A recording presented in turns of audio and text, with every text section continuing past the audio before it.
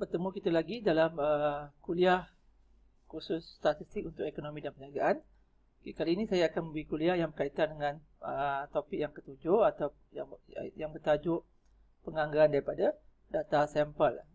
Okay, di sini lebih kurang kita ada 7 subtopik yang kita akan pergi satu persatu. Cuma kali ini kita akan gunakan jadual Z seperti biasa, dan kemudian kita akan ada satu lagi jadual baru, iaitu jadual T. Okey, sebelum ni kita dah pergi ke topik berkaitan dengan kebarangkalian. Kemudian kita ada topik taburan kebarangkalian, kita menggunakan Z di situ. Kemudian kita ada topik taburan persampulan, di mana kita buat sampling, kita ada jadual taburan kebarangkalian, kita boleh dapatkan min taburan persampulan bagi min sampel, dan kita juga dah tahu ada apa yang dinamakan sebagai alat piawai taburan persampulan. Jadi kalau anda masih ingat, dalam topik yang kelima dan keenam, untuk kita menyelesaikan nilai kebarangkalian, kita perlukan dua parameter, iaitu parameter mu, min populasi, dan juga parameter sigma.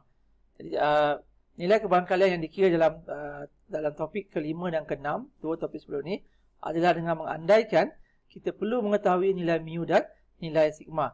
Tetapi dalam keadaan sebenar, kedua-dua parameter tersebut sukar untuk diperolehi, terutamanya nilai mu. Itu nilai min populasi amat sukar untuk diperolehi, kerana untuk mendapatkan nilai min populasi, kita perlu mengumpul semua maklumat yang ada dalam populasi, ataupun dalam erti kata lain, kita perlu buat banci. Taburan persampulan, apa yang kita buat ialah kita membuat sampling, di mana daripada maklumat daripada populasi, daripada sampel tersebut, kita boleh gunakan untuk membuat inference mengenai populasi. Seperti yang ditunjukkan dalam rajah tersebut, kita tahu kita ada populasi, ada parameter tertentu, mu dan sigma. Daripada populasi, kita akan ambil sebahagian daripada sampel, satu sampel contohnya, dan kita akan hasilkan nilai statistik, dan nilai statistik yang dihasilkan oleh sampel tersebut akan digunakan untuk membuat kesimpulan mengenai populasi secara keseluruhan. Jadi di situ kita ada dua kaedah untuk kita membuat penganggaran, iaitu dalam topik ini kita akan gunakan kaedah estimation penganggaran. Dan topik yang akan datang kita boleh gunakan kaedah yang dinamakan sebagai ujian hipotesis. Okey, bila sebut mengenai penganggar digunakan untuk menganggarkan parameter populasi yang tidak diketahui. Ada dua jenis penganggar di sini, iaitu yang pertama ialah penganggar titik, di mana dia akan menganggarkan parameter populasi yang tidak diketahui dengan menggunakan satu nombor tertentu. Itu maksud penganggar titik. Manakala bagi penganggar selang juga akan digunakan untuk menganggarkan parameter populasi yang tidak diketahui, tetapi dengan menggunakan satu julat selang nombor. Okey, sebagai contoh, katalah saya ada maklumat pendapatan sampingan 25 orang pelajar telah dikumpulkan dan menghasilkan nilai purata X bar sama dengan 400 sebulan. Okey, dalam contoh ni, dalam statement yang mudah ni, nilai purata X bar min sample boleh dianggap sebagai penganggar titik untuk menganggarkan purata pendapatan sampingan keseluruhan pelajar secara dalam konteks populasi. Jadi kita boleh anggap sebagai nilai purata X bar boleh digunakan sebagai penganggar titik untuk menganggarkan parameter populasi. Selain daripada itu, nilai purata sampel juga boleh disebut seperti berikut. Contohnya purata income, purata pendapatan di antara RM380 hingga RM420 sebulan. Ini adalah contoh penganggar, tapi dalam konteks penganggar selang. Jadi kedua-dua penganggar ni tujuan dia sama, untuk menganggarkan parameter populasi. Contohnya mu, X bar digunakan untuk menganggarkan mu, tapi dalam konteks sama ada sebagai penganggar titik ataupun sebagai penganggar selang. Dalam topik ini kita akan lihat kedua-dua konsep penganggar titik dan penganggar selang. Jadi, sebelum itu ada beberapa konsep yang awak perlu tahu. Yang pertama yang dinamakan sebagai penganggaran selang, iaitu satu selang yang dijangkakan akan mengandungi nilai parameter, itu yang dimasukkan sebagai anggaran selang. Konsep yang kedua ialah had selang. Selang, bila saya sebut penganggaran selang tadi, selang tersebut maksudnya dia ada had bawah dan had atas bagi selang yang digunakan untuk menganggarkan parameter populasi. Manakala selang keyakinan ialah selang yang mempunyai aras keyakinan yang tertentu, bahawa kita yakin bahawa selang tersebut mengandungi parameter populasi. Manakala koefisien keyakinan ialah merujuk kepada kebarangkalian selang mengandungi parameter populasi. Aras keyakinan, iaitu peratus keyakinan bahawa selang yang dihasilkan mengandungi parameter populasi. Dan yang keenam, konsep ketepatan ataupun alat persampling ialah perbezaan antara statistik sampel iaitu nilai X bar dengan nilai parameter populasi. Jadi bila kita sebut penganggar, kalau kita balik pada slide yang ke-8 ni, kalau lihat pada gambar rajah yang ditunjukkan ni, okay, katalah saya ada satu taburan persampling yang bertaburan normal dengan mu X bar ataupun mu sama dengan 20. Katalah kita tahu nilai mu dia. Kemudian kita buat sampling, kita buat persampling. Saya ada contoh sini, kita 1, 2, 3, 4, 5, 6, 7 sampling. Saya buat 7 persampling. Saya dapati apabila saya buat sampel yang pertama, saya dapat nilai X bar dia, penganggar titik dia ialah 21. Dia berbeza dengan nilai sebenar mu sama dengan 20. Dan bila kita membina penganggar selang, kita dapat dua nilai, iaitu kita jangkakan selang kita adalah di antara 15 hingga 29. Jadi selang yang pertama dia akan mengandungi nilai parameter yang sebenar, iaitu sama dengan 20. Katalah saya ambil sampel yang kedua. Sampel yang kedua saya dapat X bar dia sama dengan 18. Bila saya buat penganggar selang tersebut di antara 11 hingga 25. Lagi sekali, selang tersebut kita andaikan, kita yakin dia mengandungi nilai mu. Dan bila saya buat sampling yang ketiga, saya dapati X bar dia sama X bar 30.5. Ternyata jelas berbeza dengan mu sama dengan 20, dan penganggar selang saya antara 23.5 hingga 37.5. Dan begitulah untuk selang-selang sampling ataupun penganggar titik dan penganggar selang yang ditunjukkan di bawah. Apa yang nak ditunjukkan dalam rajah ini ialah mu adalah satu parameter yang nilai dia adalah tetap dan nilai dia tidak berubah berbanding dengan nilai-nilai X bar 1, X bar 2, X bar 3, X bar 4 dan seterusnya. Walaupun setiap sampel tersebut datangnya daripada populasi yang sama, oleh kerana kita mengambil sampel yang berbeza, dia boleh menghasilkan nilai penganggar titik X bar, nilai X bar itu sendiri, dan juga nilai penganggar selang yang berbeza-beza. Dan pastinya tidak semua selang yang kita akan bentuk akan mengandungi parameter populasi yang sebenar. Sebab tu kita ada apa yang dinamakan sebagai konsep selang keyakinan. Berapa peratus kita yakin selang kita mengandungi parameter populasi. Di sini kalau kita lihat, kalau kita ada 1, 2, 3, 4, 5, 6, 7 sampel, kita yakin 6 daripada 7 sampel kita yakin 6 daripada 7 sampel kita akan mengandungi parameter populasi. Okay, nanti kita akan lihat bagaimana untuk kita membentuk selang yang saya maksudkan ini. Okey, bila kita sebut penganggar, tujuan penganggar ialah kegunaannya untuk menganggarkan parameter populasi yang tidak diketahui. Ada 3 ciri penganggar yang terbaik. Yang pertama, dia mesti saksama, iaitu satu penganggar adalah saksama, unbiased, jika nilai jangkaan dia adalah sama dengan nilai parameter yang dianggarkan. Iaitu nilai jangkaan, kalau kita dah lihat sebenarnya ialah nilai purata taburan persampling bagi mean sample mesti sama dengan nilai mu, iaitu mu X bar sama dengan mu. Ketekalan, konsistensi bermaksud satu penganggar dikatakan tekal ataupun konsisten, iaitu jika perbezaan antara penganggar dengan parameter sebenar akan menjadi semakin kecil apabila saiz sampel meningkat. Iaitu apabila saiz N semakin besar, N kecil, saiz sampel akan menghampiri saiz populasi, dan perbezaan antara penganggar dan nilai parameter akan menjadi semakin kecil. Itu maksud yang konsisten.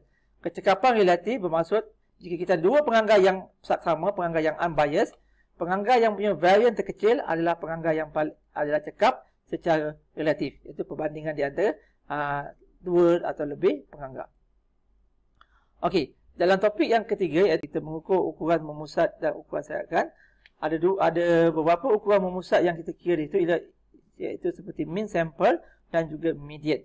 Okey, selazimnya penganggar yang terbaik untuk menganggarkan parameter populasi mu ialah sama ada mean atau mean sample X bar ataupun nilai median.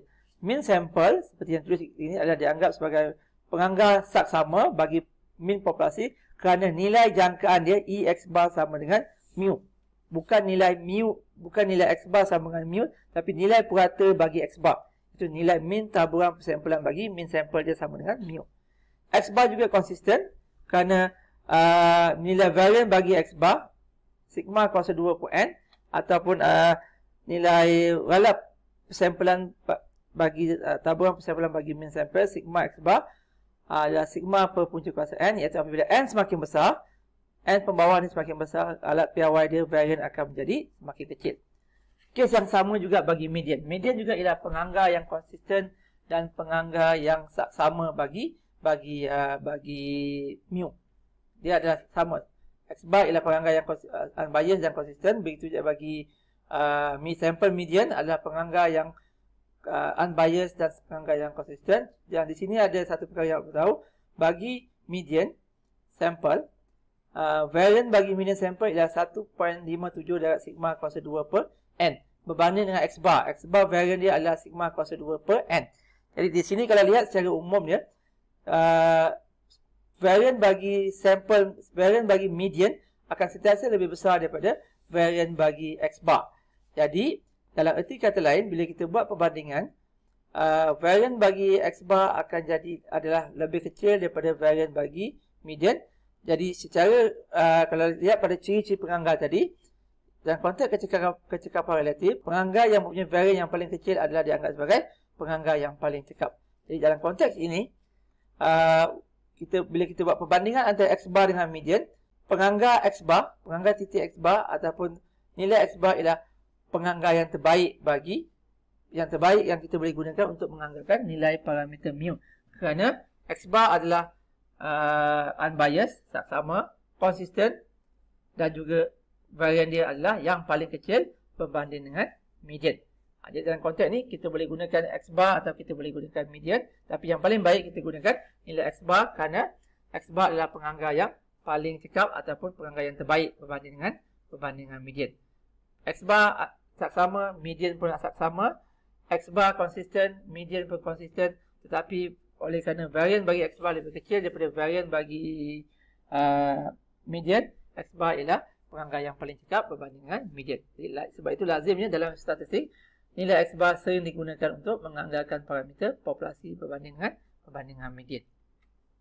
So, bagaimana kita untuk menganggarkan, untuk menggunakan mean sample sebagai penganggar untuk menganggarkan mu populasi. Jadi di sini ada dua kes. Kes yang pertama ialah kita gunakan selang keyakinan bagi mu, selang keyakinan yang akan digunakan untuk menganggarkan nilai mu dengan kes sigma diketahui. Okay, dalam contoh ni, di sini ada had bawah dan had atas, tapi rumus yang paling simple yang ini, awak ingat penganggar selang keyakinan bagi mu ialah X bar campur tolak Z alpha per 2 kali sigma per punca kuasa n. X bar ialah mean sample, Z alpha per 2 ialah nilai Z dalam jadual normal piawai Z, dan sigma per punca kuasa n adalah ralat piawai taburan persampulan bagi mean sample. Jadi kita akan gunakan selang keyakinan ini, X bar campur tolak Z alpha per 2 bagi sigma per punca kuasa n untuk menganggarkan selang keyakinan bagi mu. Cuma andaian di sini ialah populasi mesti bertaburan normal ataupun size sample mesti besar. Besar bermaksud n tidak kurang daripada 30. Okey, cuba kita lihat.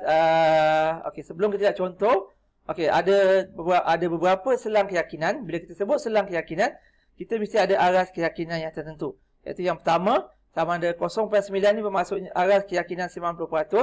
0.95 ni aras keyakinan 95%. 0.98 ialah aras keyakinan 98%. 0.99 ialah aras keyakinan 0.99.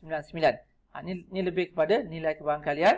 Kemudian kita ada nilai alfa 0.1, 0.05, 0.02 dan 0.01 tertakluk pada nilai aras keyakinan tadi. Dan di sini yang perlu anda tahu ialah jika anda menggunakan 90% selang keyakinan, nilai Z dia ialah 1.645. Jika anda menggunakan 95% selang keyakinan, nilai Z ialah 1.96.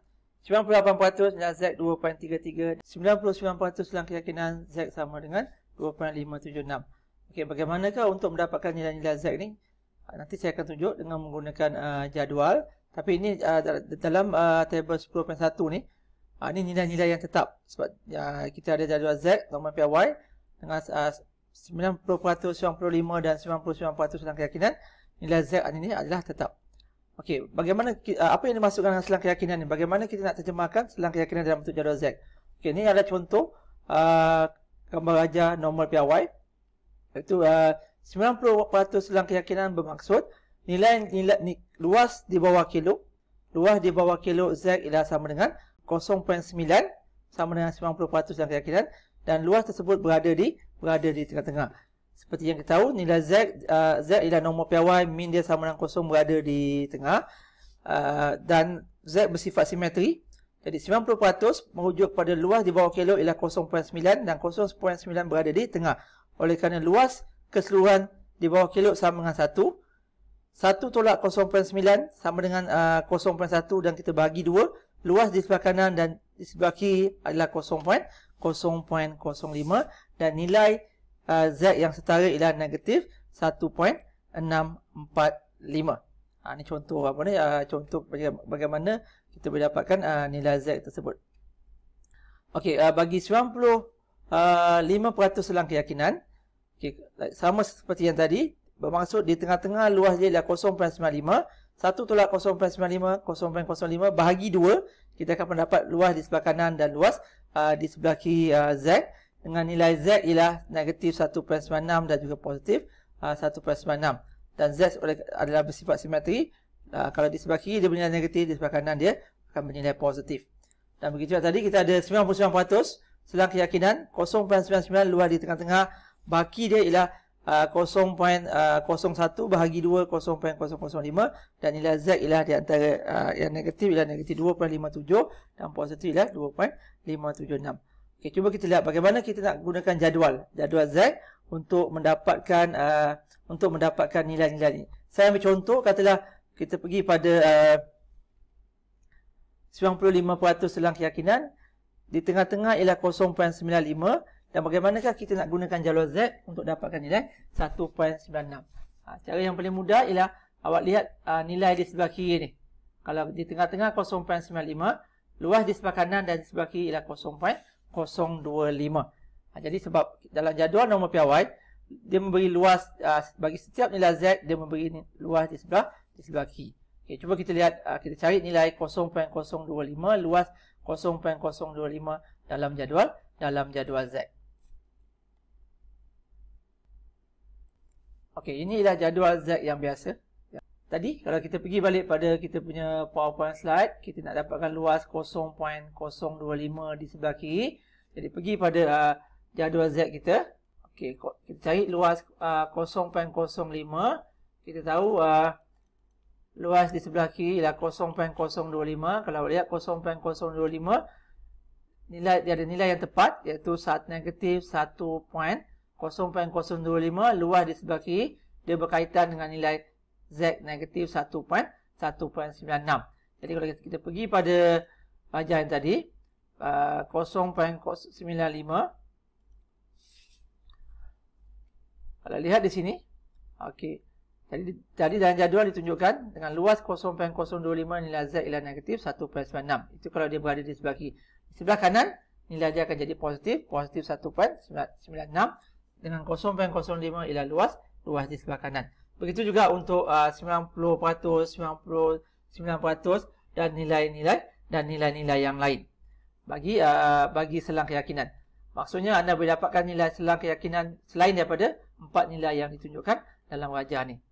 Okay, selain itu juga, di mana selang keyakinan ni dia boleh berubah-ubah bergantung kepada luas di bawah kilo. Contohnya tadi kita ada 90% selang keyakinan. Jika saya besarkan selang tadi, saya nak katalah 95%, luas dia akan jadi lagi besar, nilai Z negatif 1.96. Dan jika saya besarkan lagi, katalah 98% tadi, nilai Z akan jadi 2.36. Luas di tengah-tengah akan jadi semakin besar. Dan kalau saya besarkan lagi, katalah 99%, nilai Z akan jadi negatif 2.576 dan positif 2.576. Jadi di sini, apabila luas selang keyakinan semakin lebar, 90 ke 99, luas kawasan blur akan menjadi, luas kawasan di tengah-tengah akan jadi semakin lebar, dan begitu juga nilai Z akan berubah.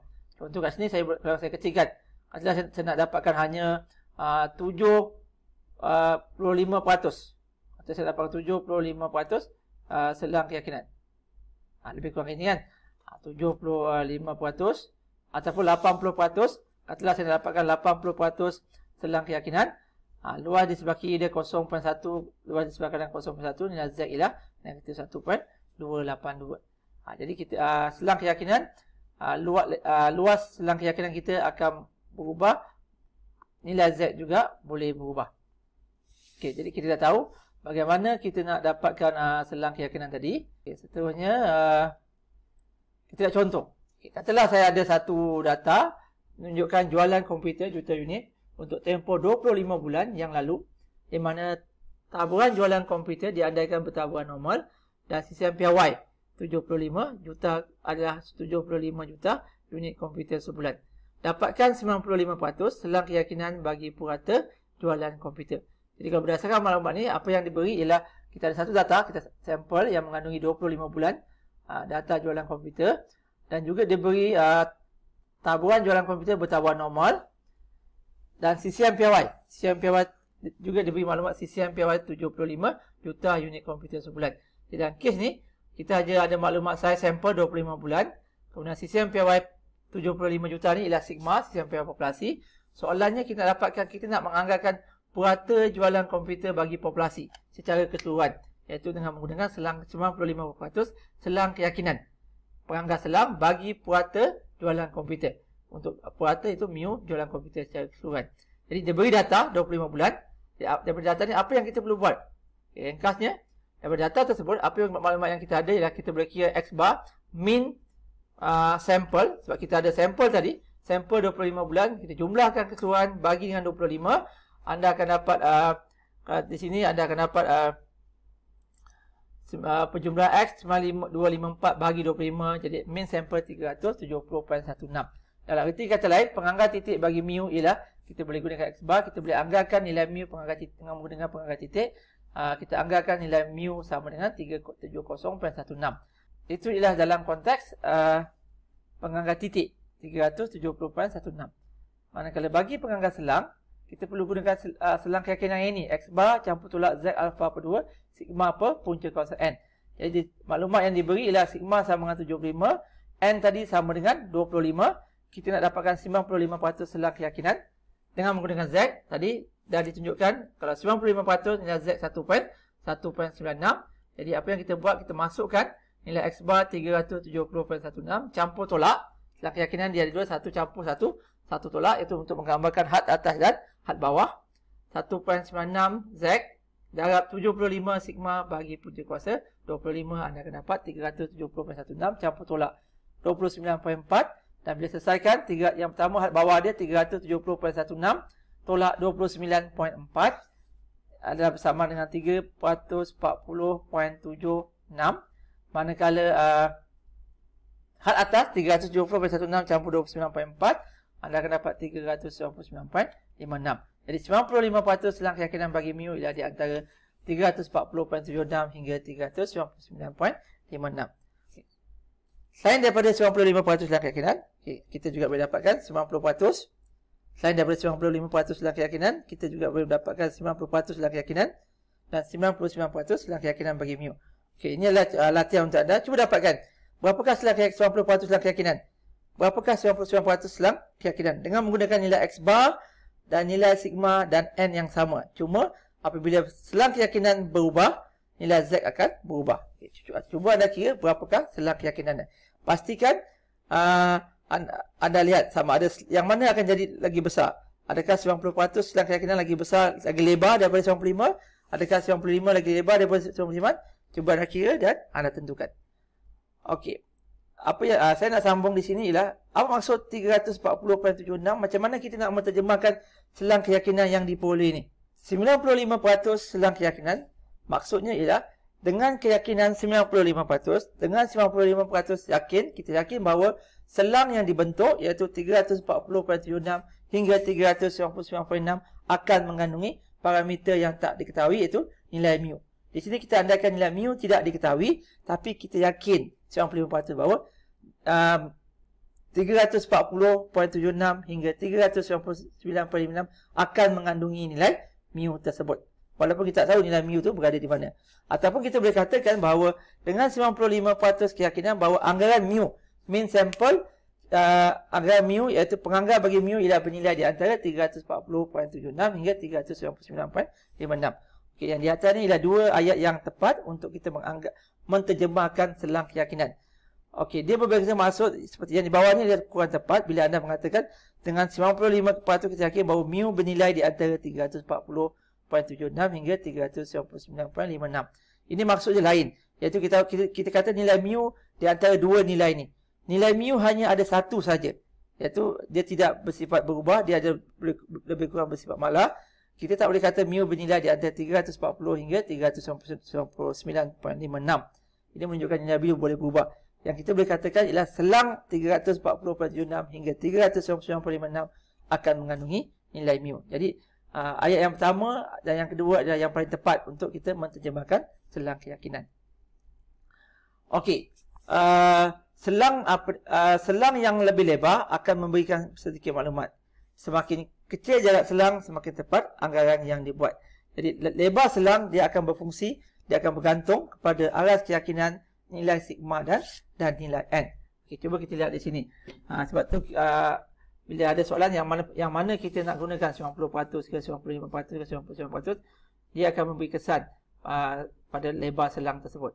Jadi di sini semakin tinggi aras keyakinan, semakin lebar selang, jarak selang. Okay, di bawah ni adalah selang yang saya maksudkan. Iaitu kalau selang 99% lebih lebar daripada 95%, selang 95% lebih lebar daripada 90%, iaitu had bawah dan had had atas dia akan berbeza. Jadi aras keyakinan yang tinggi akan menjadikan selang semakin lebar dan mungkin dia boleh menjejaskan ketepatan. Kemudian semakin besar nilai sigma, semakin lebar jarak selang sebab sigma berada di atas. Kalau x bar kekal, aras keyakinan kekal, tapi bila sigma semakin besar, jarak selang juga akan menjadi semakin besar. Tetapi apabila size sample semakin besar, size sample semakin besar, n berada di bawah, apa kesan dia? Semakin kecil lebar selang, semakin kecil jarak selang walaupun aras keyakinan kekal. Maksudnya kalau n semakin besar, sampling kita semakin besar, sigma kekal, z kekal, x bar kekal, maka kalau kita lihat kat sini, jarak selang kita akan menjadi semakin kecil. Tapi dari segi realitinya, apabila kita membesarkan size sampel, kos kita untuk mendapatkan data akan semakin meningkat. Jadi kat sini peranan pentingnya size sampel. Kenapa size sampel yang lagi besar tu lagi bagus? Kerana salah satu sebab kita jumpa dia akan memberi selang keyakinan yang lebih kecil, yang lebih tepat. Seterusnya dalam bahagian 7.5 kita akan lihat bagaimana konsep selang keyakinan boleh kita gunakan untuk menentukan size sampel. Seperti yang kita maklum tadi, size sampel boleh mempengaruhi lebar selang yang dibentuk. Katalah kita ada rumus yang ini, x bar campur tolak z sigma bagi punca kuasa n. Okey, bahagian yang saya nak fokus ini ialah bahagian yang saya highlight ini, iaitu sigma z darab sigma bagi punca kuasa n. Okey, bahagian ni katalah saya labelkan sebagai b. Bahagian saya bulatkan saya labelkan sebagai b, dan dia merujuk kepada ralat persampulan. Iaitu sebenarnya dia merujuk kepada perbezaan antara nilai peranggan dengan nilai sebenar. Okay, jadi daripada ralat persampulan ni, iaitu b sama dengan z kali sigma per punca kuasa n. Jadi saya boleh ambil n, bila kita susun balik, n akan sama dengan z darab sigma bagi b kuasa 2. Okay, cuba kita lihat satu contoh bagaimana kita boleh gunakan konsep ini untuk menentukan selang keyakinan. Katalah contoh yang dinyatakan di sini, seorang penyelidik ingin mengetahui purata pendapatan yang diperolehi pelajar semasa cuti semester. Beliau mahu mempunyai keyakinan 95% bahawa purata pendapatan sampel adalah dalam lingkungan RM50 daripada purata pendapatan sebenar. Kajian lepas membuktikan sisian piawai pendapatan ialah RM400. Soalan dia, berapakah saiz sampel yang diperlukan untuk memastikan bahawa dengan keyakinan 95% purata sampel adalah dalam lingkungan RM50 daripada purata populasi sebenar. Okay, dan soalan ini adalah bertanyakan berapakah saiz sampel yang perlu diambil untuk memenuhi syarat-syarat. Pertama, dia nak dengan keyakinan 95%, purata sampel berada dalam lingkungan RM50 daripada purata populasi sebenar. Okay, cuba kita keluarkan apa maklumat yang ada. Maklumat yang pertama kat sini yang disebut ialah purata sampel dalam adalah dalam lingkungan RM50. Ini dia merujuk kepada nilai B tadi. B sama dengan RM50. Kalau maklumat yang kedua, RM400. 400 ialah dia merujuk kepada sisian piawai pendapatan. Jadi jelas di sini, ini adalah sisian piawai populasi, iaitu sigma sama dengan RM400. Okay, seterusnya, beliau mahu mempunyai keyakinan 95%. 95% selang keyakinan. Dia merujuk kepada 95% selang keyakinan. Kita tahu tadi nilai Z ialah 1.96. Jadi soalannya berapakah N? N akan sama dengan Z darab sigma bahagi dengan B tadi. Kuasa 2. Semuanya kita kuasa 2 kan. Z 1.96 darab dengan sigma 400 bahagi dengan nilai B. Lingkungan 50 kuasa 2 jadi sama dengan lebih kurang 246. Arti kata lain, untuk memenuhi syarat 95% selang keyakinan dan purata sampel berada dalam selang dalam lingkungan 50 daripada purata populasi sebenar, saiz sampel yang perlu diambil ialah 246. Okey, itu saja untuk bahagian yang pertama bagi di mana kita boleh gunakan Z untuk membentuk selang keyakinan dengan syarat sigma diketahui. Dalam bahagian yang kedua nanti kita akan lihat apa jadi jika sigma tidak diketahui. Okey, kita berjumpa lagi dalam video yang akan datang. Sekian, terima kasih.